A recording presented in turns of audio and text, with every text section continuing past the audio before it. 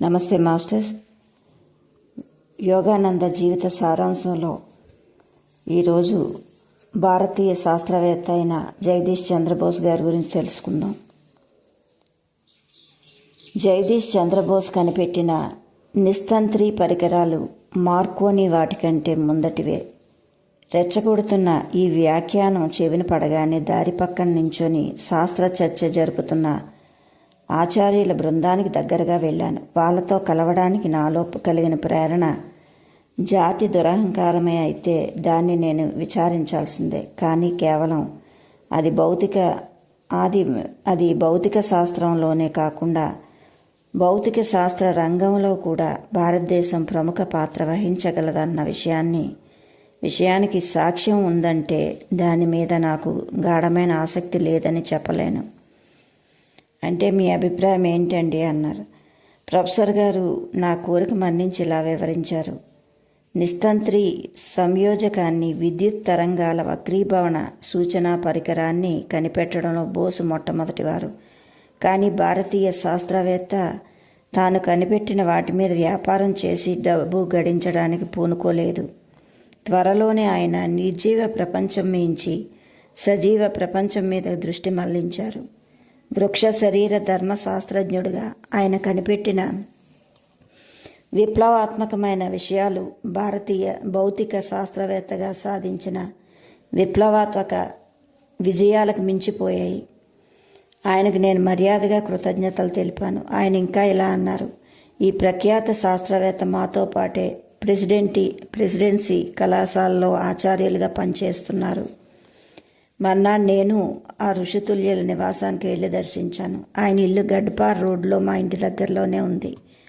చాలా కాలంగా నేను ఆయన దూరం నుంచే గౌరవభావంతో చూస్తూ ఉండేవాడిని. గంభీరంగా కూర్చొని విశ్రాంతి తీసుకుంటున్న వృక్ష శాస్త్రవేత్త నన్ను ఆదరంగా పలకరించారు. ఆయన మంచి రూపసి, దృఢకాయలు, 50లో పడి ఉన్నారు. జుట్టు ఒత్తుగా ఉంటుంది, నుదురు విశాలం, కలలు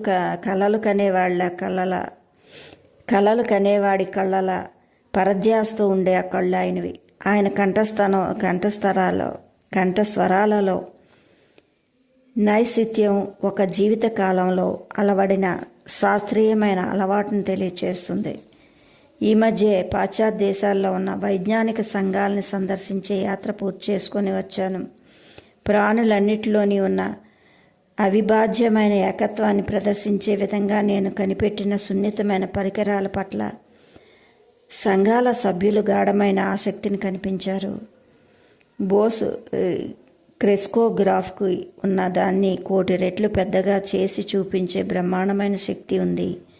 సూక్ష్మదర్శిని అయితే కొన్ని వేల రెట్లు మాత్రమే పెద్ద చేసి చూపిస్తుంది. అయినప్పటికీ ఇది జీవశాస్త్రాభివృద్ధికి గొప్పగా తోడ్పడింది. ఈ క్రెస్కోగ్రాఫ్ లెక్కలేనన్ని మార్గాలను ఆవిష్కరిస్తుంది.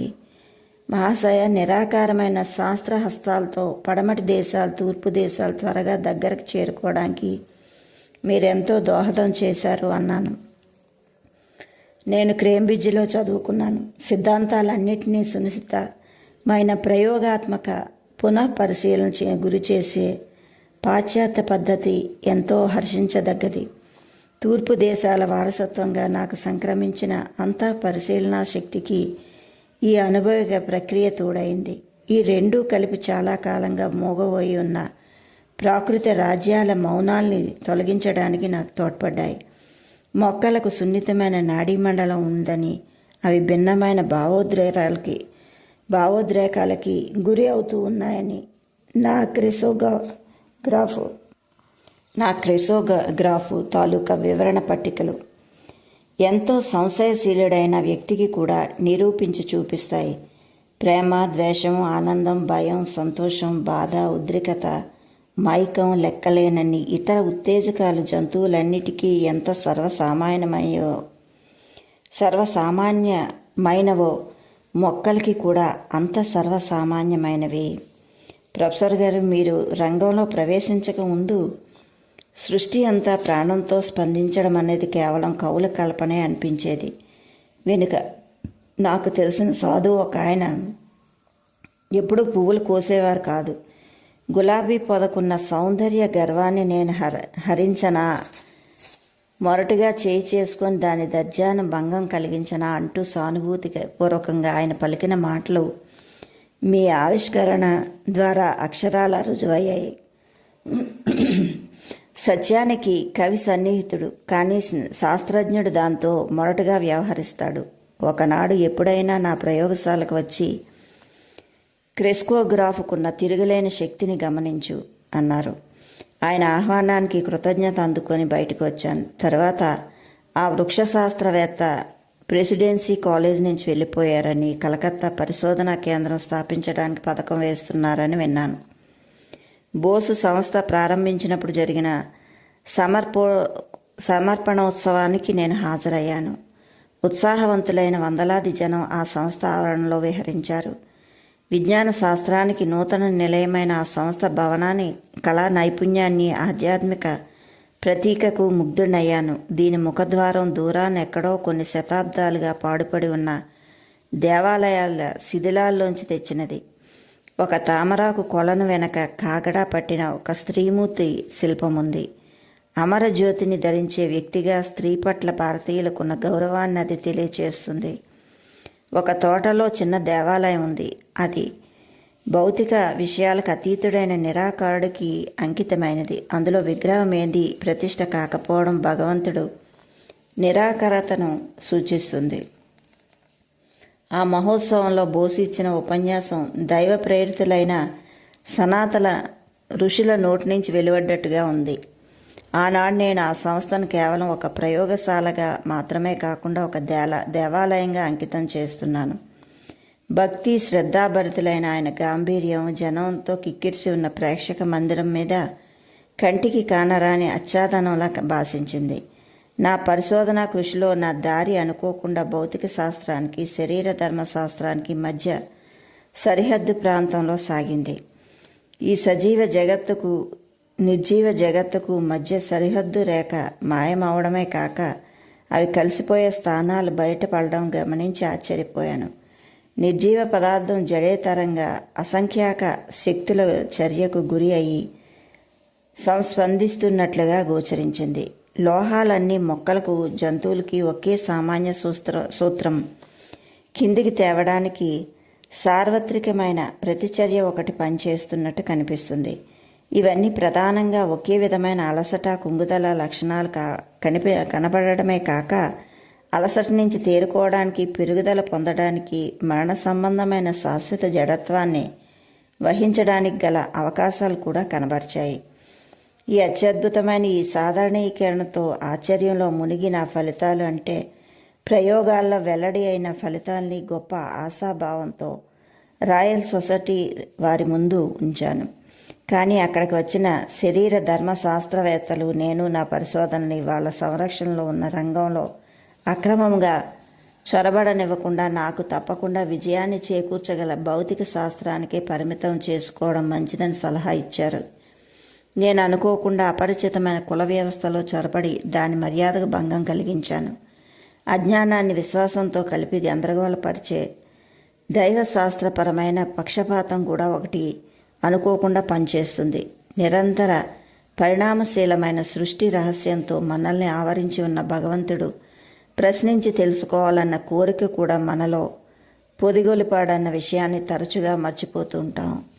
అనేక సంవత్సరాల పాటు ఇతర అపార్థానికి గురి అయిన మీదట విజ్ఞాన శాస్త్రాన్ని ఆరాధించే శాస్త్రవేత్తల జీవితం అంతులేని సంఘర్షణ అని తెలుసుకున్నాను. కష్ట నష్టాల్ని, జయాపజయాల్ని ఒక్కటిగానే భావించి జీవితాన్ని అతడు భక్తిపూర్వకంగా అర్పణ చేసుకోవాలి. కొంతకాలానికి ప్రపంచంలో ఉన్న ప్రముఖ వైజ్ఞానిక సంఘాలు నా సిద్ధాంతాలన్నింటినీ, ఫలితాలను అంగీకరించాయి. విజ్ఞాన శాస్త్రానికి భారతీయుడు చేసిన దోహదాన్ని గుర్తించాయి. ఏదో స్వల్పమైన లేదా గిరిగీసి పెట్టినది భారతీయమైన మనసుకు ఎన్నడైనా తృప్తి నియ్యగలదా? ఆ దేశం అవిచ్ఛిన్నమైన సజీవ సంప్రదాయాల వలన, పునర్జీవన శక్తి వలన లెక్కలేనన్ని మార్పులకు లోనై మళ్ళీ సర్దుబాట్లు చేసుకుంది. భారతీయులు ఎప్పుడూ పక్కనే ఉన్న తాత్కాలిక లాభాలు విడిచిపెట్టి జీవితంలో అత్యున్నత ఆదర్శాలను అందుకోవడానికే, అది కూడా నిష్క్రియ ఆత్మాయకమైన త్యాగం ద్వారా సక్రియాత్మకమైన సంఘర్షణ ద్వారా సాధించడానికే దీక్ష వహిస్తూ వచ్చారు. ఏమీ సాధించకుండా సంఘర్షణను నిరాకరించే దుర్బలుడికి త్యాగం చేయడానికి ఏమీ ఉండనే ఉండదు. కష్టించి పనిచేసి జయం పొందినవాడే విజయవంతమైన తన అనుభవ ఫలాన్ని ప్రపంచానికి అందించి దాన్ని సుసంపన్నం చేయగలడు. జడ పదార్థాన్ని చూపించే ప్రతిచర్య గురించి, మొక్కల జీవితంలో వెల్లడి ఆయన అనుకోని విషయాల గురించి బోస్ ప్రయోగశాలలో ఇప్పటికే జరిగిన కృషి భౌతిక శాస్త్రంలోని, జంతు శరీర ధర్మశాస్త్రంలోని, వ్యవసాయ శాస్త్రంలోని, చివరికి మనోవిజ్ఞాన శాస్త్రంలో సైతం ఎంతో విస్తృతమైన పరిశోధనా రంగాల్ని ఆవిష్కరించింది. ఇంతవరకు పరిష్కరించడానికి వీలు కానన్ని సమస్యలు ఉన్నప్పటికీ ఇప్పుడు ప్రయోగాత్మక పరీక్షా పరిధిలోకి తీసుకురావడం జరిగింది. అయితే ఘన విజయం అన్నది కఠోరమైన సునిశ్చితత్వం సాధించనిదే చేకూరదు. అందుచేతనే నేను రూపొందించిన అత్యధిక సూక్ష్మగ్రాహ యంత్రాలు, పరికరాలు వాటిని వరుసగా పొడుగ్గా ఒకనాడు మందిర ప్రవేశ విభాగంలో నీ ముందు నిలిచి ఉన్నాయి. భ్రాంతి కలిగించే ఆ భాషకు వెనుక అగోచరంగా ఉండే వాస్తవాన్ని తెలుసుకోవడానికి కావలసిన సుదీర్ఘ ప్రయత్నాల గురించి, మానవ పరిమితులను అధిగమించడానికి అవసరమైన పరిశ్రమ, పట్టుదల, ప్రతిభలను గురించి తెలుపుతాయి. అవి భ్రాంతులకు వెనుక ఉండే సత్య సూత్రాలని బయటపరచగల నిజమైన ప్రయోగశాల మనస్సు అన్న సంగతి సృజనాత్మక శాస్త్రవేత్తలందరికీ తెలుసు. ఇక్కడ ఇచ్చే ఉపన్యాసం కేవలం ఇతరులను కనిపెట్టి చెప్పిన వాటికి చిలక పలుకులు అప్పగించేటట్టు ఉండవు. ఈ ప్రయోగశాలలో మొట్టమొదటిసారి కనుక్కొని కళ్ళకు కట్టించే కొత్త ఆవిష్కరాలని ప్రకటిస్తాయి. అవి ఈ సంస్థ పక్షాన అప్పుడప్పుడు నియతకాలికంగా వెలువడే ప్రచురణ ద్వారా భారతీయుల కృషి ప్రపంచానికి అందరికీ అందుతుంది. అవి ప్రజా సంపద అవుతాయి.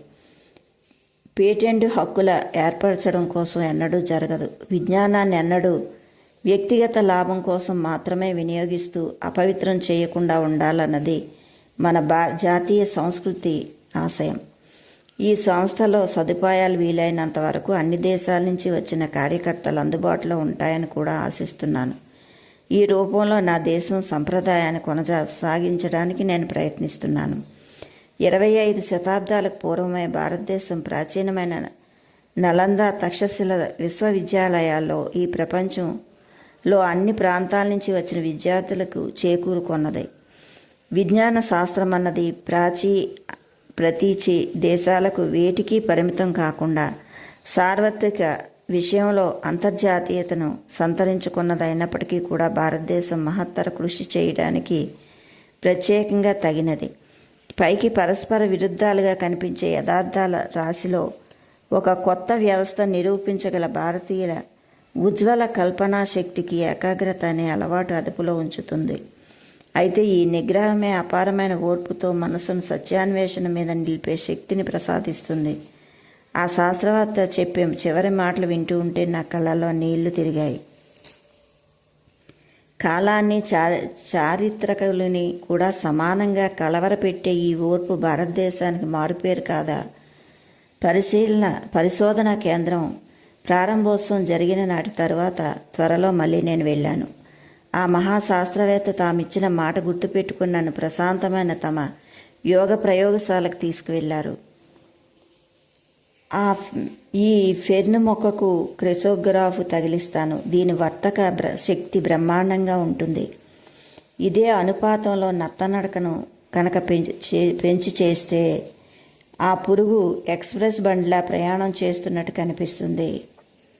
పెద్దగా కనిపించేటట్టు పెంచిన ఆ ఫెర్న్ మొక్క నీడ పడుతున్న తెర మీద చూపు నిలిపి ఉంచాను. సూక్ష్మమైన జీవన చలనాలు ఇప్పుడు స్పష్టంగా కనిపిస్తున్నాయి. సమ్మోహితమైన నా కళ్ళ ముందు ఆ మొక్క మెల్లమెల్లగా పెరుగుతుంది. బోసు మహాశైలు ఒక చిన్న లోహపు కడ్డీతో ఆ ఫెర్న్ మొక్క కొనను తాకారు. ఆ తాకడంతో ముఖాభినయంలా పెరుగుతున్న చటుక్కున ఆగిపోయింది. కడ్డీ తీసేయగానే లయబద్ధంగా సాగే పెరుగుదల మళ్ళీ కొనసాగింది. బయట నుంచి ఏ కొద్దిపాటి జోస్యం కలిగినా సరే సున్నితమైన కణజాలాలకు అది ఎంత హాని జరుగుతుందో చూసావు అన్నారు బోసు మహాశైలు. ఇదిగో నేను ఇప్పుడు మందు ఇస్తాను చూడు, తర్వాత దాని విరుగుడు ఇస్తాను. ఆ మత్తుమందు ఫలితంగా పెరుగుదల అంతా ఆగిపోతుంది. విరుగుడు ఇచ్చేసరికి మళ్ళీ మొదలవుతుంది. ఈ తెర మీద కనిపిస్తున్న పరిణాత్మక భంగిమలు చలనచిత్ర కథ కంటే కూడా ఎక్కువగా నన్ను ఆకట్టుకున్నాయి. బోసు మహాశైలు ఆ ఫెర్ను మొక్కకు విలన్ పాత్రధారిగా ఒకచోట పదునైన పరికరం ఒకటి గుచ్చారు. వెంటనే ఆ మొక్క గిలగిలా కొట్టుకోవడంతో ఎంతో బాధపడుతుందో తెలిసింది. కాడలో కొంత మేరకు ఆయన కత్తి గుచ్చేసరికి మొక్క విపరీతంగా విలవిల్లాడిపోతున్నట్టు నీళ్ళలో కనిపించింది. చివరికి మరణయాతన ముగిసిపోయి చలనం కూడా లేకుండా ఆగిపోయింది. మొదట ఒక పెద్ద చెట్టుకు మత్తుమందు ఇచ్చి అంటుకట్టి విజయం సాధించాను. మామూలుగా అటువంటి వనస్పతులు ఉన్న చోటికి నుంచి కదిలించేసరికి తొందరగా చచ్చిపోతాయి. ఆ ప్రాణరక్షణ వ్యూహాన్ని నెరవేర్చుకుంటూ సంతోషంగా చిరునవ్వులు నవ్వుకుంటారు చంద్రబోసు గారు. ఈ చెట్టుకు ఒక రస ప్రసరణ వ్యవస్థ ఉందని సున్నితమైన నా పరికరాలు తయారు చేసిన రేఖాపటాలు నిరూపించాయి. వాటిలో ఉండే జీవరస చలనాలు జంతు శరీరాల్లో రక్త సంచలనానికి సమానమైనవి. ఈ జీవరసం పైకి ఎలా ఎక్కుతుందో మామూలుగా ఒక దీపపు అత్తిలో నూనె ప్రవహించే మాదిరిగా యాంత్రిక ఆకర్షణ పద్ధతిలో వివరించడం సాధ్యం కాదు. సజీవ కణాలు పనిచేసే తీరు వలన ఏర్పడుతుందని క్రిసోగ్రాఫ్ ద్వారా వెల్లడి అయిన ఆ చెట్టు దిగువ వరకు వ్యాపించి ఉండే స్తూపాకారపు గొట్టంలోంచి లాకా తరంగాలు వెలువడుతున్నాయి. ఆ గొట్టం నిజంగా గుండెకాయలా పనిచేస్తుంది. లోతుగా చూసిన కొద్దీ బహురూపాత్మకమైన ప్రకృతిలో ప్రతి ఒక్క రూపం ఆత్మకమై ఒక ప్రణాళికతో ముడిపడి ఉన్నదన్న విషయం స్పష్టంగా సాక్షీభూతమవుతూ ఉంటుంది. ఈ మహాశాస్త్రవేత్త మరి బోసు పరికరం వైపు చూపించారు. ఒక తరంగపు ముక్క మీద ప్రయోగం చేసి చూపిస్తానుండు.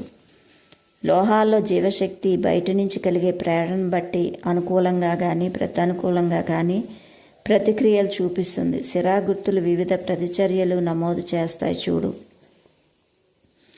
అణుఘటనం తాలూకా స్వాభిక తరంగాల్ని నమోదు చేసిన గ్రాఫ్ను తదేక దృష్టితో తిలకించాను. ఆ ప్రొఫెసర్ గారు తరంగానికి మత్తుమంది ఇచ్చినప్పుడు స్పందనాత్మక లేఖనాలు ఆగిపోయాయి. ఆ లోహం మళ్ళీ మెల్లమెల్లగా మామూలు స్థితికి వస్తూ ఉంటే అవి పునః ప్రారంభమయ్యాయి.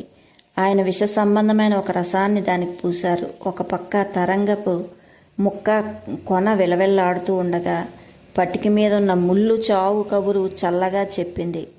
శాస్త్రవేత్త ఇలా అన్నారు: కత్తెరలు, యంత్రాలు వంటి వాటికి ఉపయోగించే ఉక్కులాంటి లోహాలు అలసటకు గురి అవుతాయని, నియతకాలికమైన విశ్రాంతి కనుక పొందితే వాటి సామర్థ్యం మళ్ళీ పెరుగుతుందని బోసు పరికరాలు నిరూపించాయి. విద్యుత్ ప్రవాహాలు కానీ భారీ ఒత్తిడిని కానీ కలిగించడం వలన లోహాల్లో జీవనాడి తీవ్రంగా హాని కలగడమే కాకుండా అది పూర్తిగా అంతరించిపోతుంది. అలుపులేని బుద్ధి కుశలతకు ప్రశంసనీయమైన ప్రమాణంగా గది నాలుగు పక్కల అమర్చి ఉన్న ఎన్నో రకాల పరికరాలు నేను చూశాను. అయ్యా, అద్భుతమైన మీ యంత్ర సామాగ్రి పూర్తిగా వినియోగించుకొని భారీ వ్యవసాయాన్ని త్వరగా అభివృద్ధి చెయ్యకపోవడం విచారకరమైన విషయం. మొక్కల పెరుగుదలకు దోహదం చేసే రకరకాల రసాయనిక ఎరువుల ప్రభావం చూపించడానికి వాటిలో కొన్నిటి మీద ప్రయోగశాలలో త్వరగా ప్రయోగాలు జరపడం సులభ సాధ్యం కాదండి అన్నారు. నువ్వు చెప్పింది నిజమే. ముందు తరాల వాళ్ళు బోసు ప్రక్రియలను రకరకాలుగా ఉపయోగించుకుంటారు. శాస్త్రవేత్తలకు సమకాలిక పురస్కారం లభించడం అన్నది అరుదు. సృజనాత్మక సేవలో కలిగే ఆనందం ఒక్కటి దక్కితే చాలు. ఓటమినెరిగిన ఆ ముని మనసారా కృతజ్ఞతలు తెలుపుకొని సెలవు తీసుకున్నాను. ఆశ్చర్యం కలిగించిన ఆ మేధావి సాధారణ ప్రజ్ఞా పాఠవసారం హరించిపోవడం అంటూ ఉంటుందా అని మనసులో అనుకున్నాను. కాలం గడిచినా అది తరిగిపోలేదు. బోసుగారు రిసోనెంట్ కార్డియోగ్రాఫ్ అనే జటిలమైన పరికరాన్ని కనిపెట్టి భారతదేశంలో మొక్కల మీద లెక్కలేనన్ని ప్రయోగాలు చేశారు. వీటి పర్యవసానంగా ఉపయోగకరమైన మందులకు సంబంధించినవి ఊహించినంత పెద్ద ఔషధ ప్రయోగ పద్ధతి వెలువడింది. ఒక సెకండ్లో 100 వంతు కాలాన్ని కూడా గ్రాఫ్ మీద సూచించే విధంగా ఒక్క పిసరు కూడా లేకుండా రానంత ఖచ్చితంగా పనిచేసే కార్డియోగ్రాఫ్ను తయారు చేయడం జరిగింది. మొక్కలకు, జంతువులకు మానవ శరీర నిర్మాణంలో ఉండే అత్యంత సూక్ష్మమైన నాడీ స్పందనలను రెసోనెంట్ రికార్డులు లెక్క కడతాయి. తన కార్డియోగ్రాఫ్ ముందు జంతువులను కాకుండా మొక్కలను కోసి చూపించడానికి ఉపయోగపడుతుందని ఆ ప్రసిద్ధ వృక్ష శాస్త్రవేత్త జోస్యం చెప్పారు. ఒక మొక్కకు, జంతువుకు వేసిన మందు వలన కలిగే ఫలితాలు రికార్డులను పక్కపక్కన పెట్టి చూసినప్పుడు అవి అచ్చుముచ్చు ఒకేలా ఉండడం ఆశ్చర్యం కలిగించింది అన్నారు ఆయన. మనిషిలో ఉన్న ప్రతి ఒక్కటి ముందుగా మొక్కల్లో కనిపించింది. మొక్కల మీద చేసే పరిశోధన జంతువులకు, మనుషులకు కలిగే బాధలను తగ్గించడానికి సహాయపడుతుంది. చాలా ఏళ్ల తర్వాత మొక్కల విషయంలో మొట్టమొదటిసారి బోసు కనిపెట్టిన విషయాలు ఇతర శాస్త్రవేత్తల పరిశోధనలో బలపడ్డాయి. 1938లో కొలంబియాలో విశ్వవిద్యాలయంలో జరిగిన కృషి గురించి ది న్యూయార్క్ టైమ్ పత్రిక ఇలా రాసింది: నరాలు మెదడు నుంచి శరీరంలో ఇతర భాగాలకు సందేశాలు పంపేటప్పుడు చిన్న చిన్న విద్యుత్ తరంగాలు ఉత్పన్నమవుతాయని గడిచిన కొన్ని సంవత్సరాల్లో నిర్ధారణ అయింది. ఆ విద్యుత్ తరంగాలు సున్నితమైన విద్యుజ్ఞాపకాలతో గడించి వాటికి ఆధునిక పరివర్తన పరికరంతో కొన్ని లక్షల రెట్ల వరకు పెంపు చేసి చూపించడం జరిగింది. ఈ విద్యుత్ తరంగాలు గొప్ప వేగంతో పోతూ ఉండడం వల్ల బ్రతికున్న జంతువుల్లో కానీ మనిషిలో కానీ నాడీ తంతుల గుండా ఇవి ఎలా సాగుతాయో పరిశీలించడానికి ఇప్పటిదాకా తృప్తికరమైన పద్ధతి ఏదీ కనిపించలేదు. తరచుగా బంగారు చేపల తొట్టుల్లో వేసే నీటిల్లా మొక్క తాలూకా పొడుగాటి ఏకకణాలు ప్రస్తుతం ఏకనాడీ తంతులు పోలి ఉంటాయని doctor KS Cole, HR Curtin రాశారు. అంతేకాకుండా నిటెల్లా తంతులకు ఉద్రేకం కలిగించినప్పుడు ఒక్క వేగం విషయంలో తప్ప తక్కిన వాటిలన్నిటిలో అవి జంతువుల్లోని, మనిషిలోని ఉండే నాడీ తంతులకు అన్ని విధాల సమానంగా విద్యుత్ తరంగాలను ప్రసరింపచేస్తాయని వారు కనుక్కున్నారు.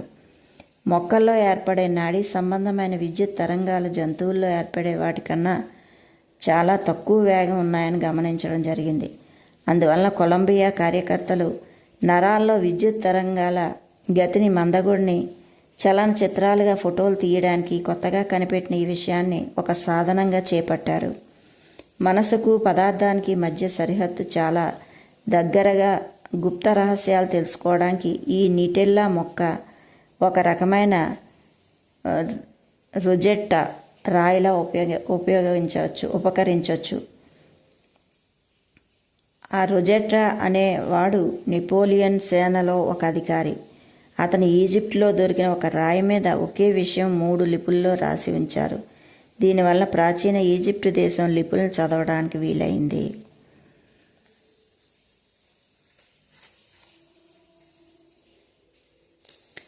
ఓ తపస్వి సామ వేద మంత్రాల మేఘ గంభీర గర్జనతో ఉత్తిష్ట నిబోధిత అంటూ మేల్కొల్పు. శాస్త్రాభిమానులైన జనాల్ని కుతర్కాలతో కీచులాడుకునే పండితుల్ని పిలిచి వ్యర్థ తర్కాలు విడిచిపెట్టమని చెప్పు. ఆ మూఢాంబికల్ని సువిశాలమైన ప్రపంచంలో రావడానికి ప్రేరేపించు. నీ శిష్య బృందాన్ని కూడా ఆహ్వానించు. వాళ్ళు నీ యజ్ఞ వేదికకు నలువైపులా ఒకే కట్టుగా నిలవాలి. దాంతో మన భారతదేశం తన సత్యస్వరూపాన్ని తిరిగి పొంది కర్తవ్య నిష్టతో, శ్రద్ధతో, ధ్యానంతో అప్రమత్త చిత్తురాలైన లోభహీన ద్వంద్వహీన శుద్ధ శాంత రూపం పొంది విశ్వగురుస్థానాన్ని మళ్ళీ అలంకరించాలి అని అతను ఒక పద్యం ద్వారా తెలియచేశారు. Thank you. Like, share, subscribe.